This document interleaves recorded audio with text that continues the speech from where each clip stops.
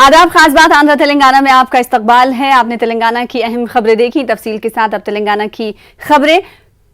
कुल हिंद मजलिस इत्तेहादुल मुस्लिमीन के सदर असदुद्दीन ओवैसी ने जंग ज़दा मुल्क यूक्रेन में फंसे परेशान तलबा को बाहिफाजत वतन वापस लाने हुकूमत से मांग की है। उन्होंने कहा कि हुकूमत सिर्फ एडवाइजरी जारी करने से कुछ नहीं होता।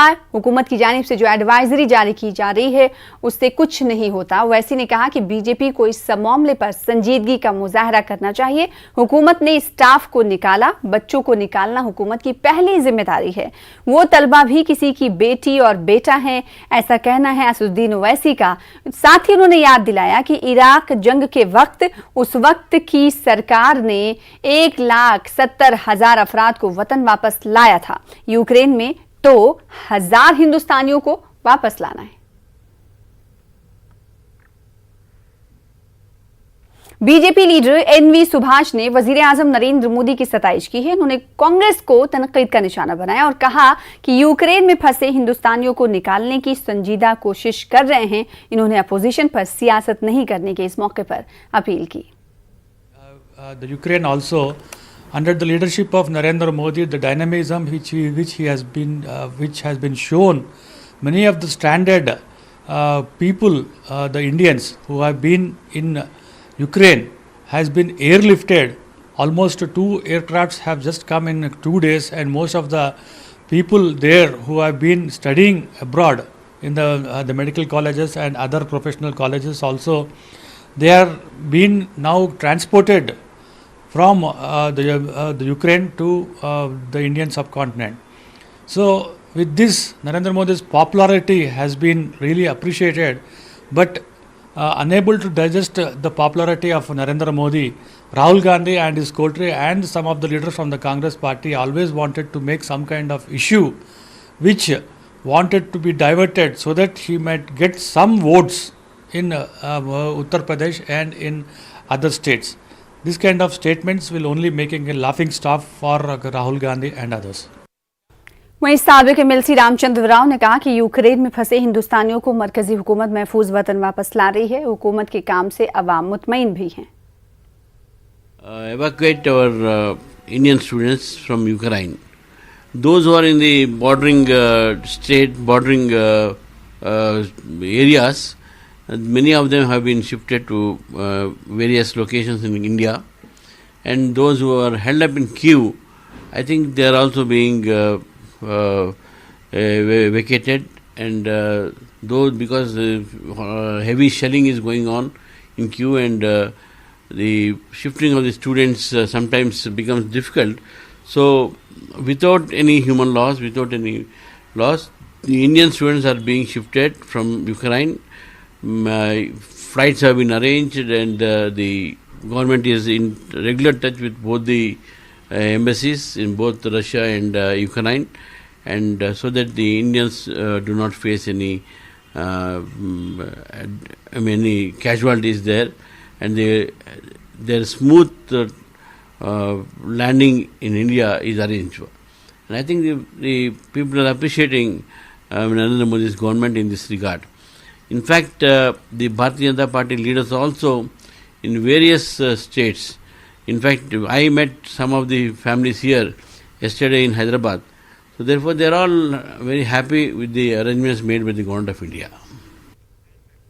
तेलंगाना हुकूमत ने रियासती बजट इजलास को मंजूरी दी है। 7 मार्च से तेलंगाना कानून साज असेंबली और काउंसिल का इजलास शुरू होगा।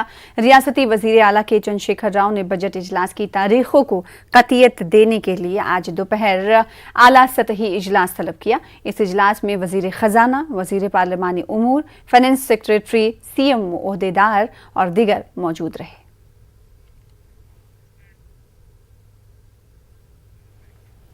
मुल्क भर में आज शब मेराज रिवायती जोशो खरोश और मजहबी अकीदत व एहतराम से मनाई जा रही है। इस्लामी कैलेंडर के महीने रजब की 27वीं रात को शब मेराज का एहतमाम किया जाता है।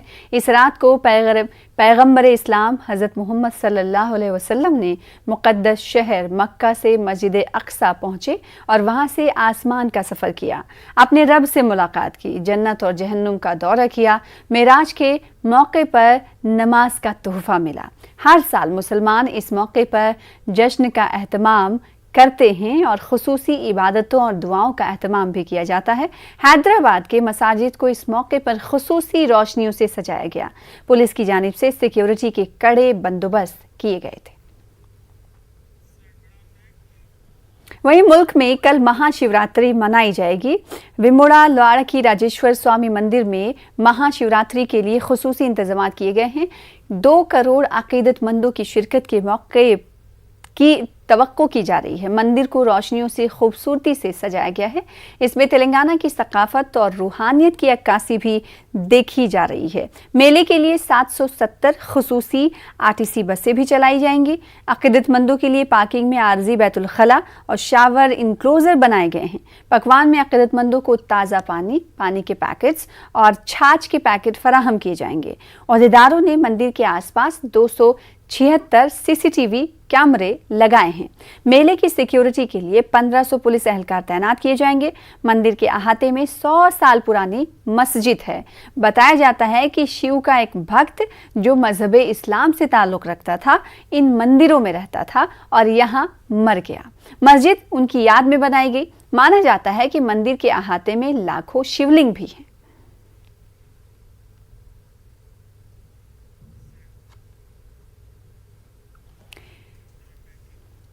हैदराबाद के करमन घाट इलाके में पुलिस ने बीजेपी के लीडरों और कारकुनों को हिरासत में लिया जो वहां धरना प्रोग्राम के लिए जमा हुए थे। इस मौके पर इन बीजेपी कारकुनों और लीडरों की पुलिस से बहस और तकरार भी देखी गई, जिन्होंने इल्जाम लगाया कि रियासत की हुक्मरां जमात टीआरएस की ईमा पर पुलिस गौरक्षकों के खिलाफ मामला दर्ज कर रही है, जबकि गौरक्षकों पर हमला करने वालों के खिलाफ कोई कार्रवाई नहीं की जा रही है। एहतजाजी बीजेपी लीडरों और कारकुनों ने पुलिस के रवैये पर बरहमी का इजहार किया।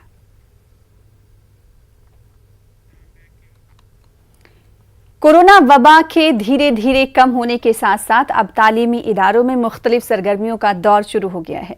कौमी यौम साइंस के मौके पर हैदराबाद समेत तेलंगाना के बेशतर स्कूलों में मुख्तलिफ प्रोग्रामों का एहतमाम किया गया। स्कूलों में साइंसी नुमाइश का इनेकाद किया गया, जिसमें बच्चों ने तस्वीरों, साइंसी फार्मूलों के जरिए इजादात और तजुर्बात को पेश किया। वनस्थलीपुरम के प्राइवेट स्कूल में छोटे बच्चों ने अपनी साइंसी सलाहियतों का मुजाहरा किया। वाज़ेह है कि मुल्क के मारूफ साइंसदान सर चंद्रशेखर वेंकट रमन्ना ने 28 फरवरी 1928 को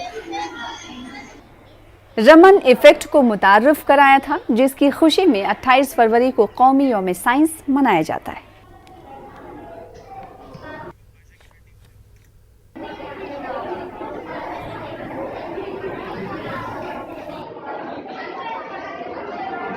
Sir, my name is Rudransh Kumar Singh. Now I am going to tell about solar system. A planet is a large natural object that travels around the stars. There are 8 planets in the solar system. Planets move around the sun. The first planet is Mercury. Mercury is the innermost and smallest planet. My name is Sabrina. I am studying in 5th class A section. I am going to explain life cycle of a hen.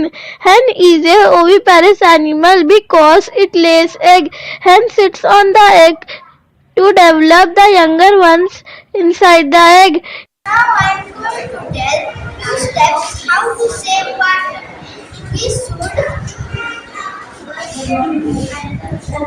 We should not bathe our washing clothes in rivers and ponds.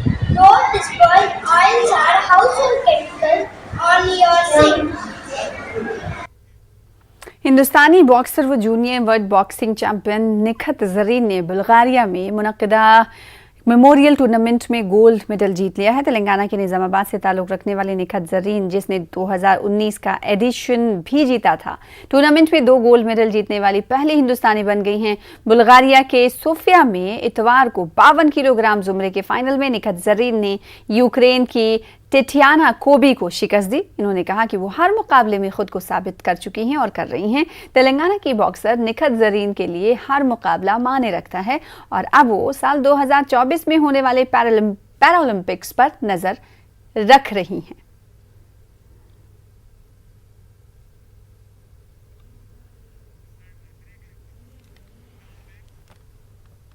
फिलहाल इसी के साथ रुकेंगे छोटी सी break के लिए। कुछ और खबरों के साथ, आंध्रा की अहम खबरों के साथ चल लौटेंगे।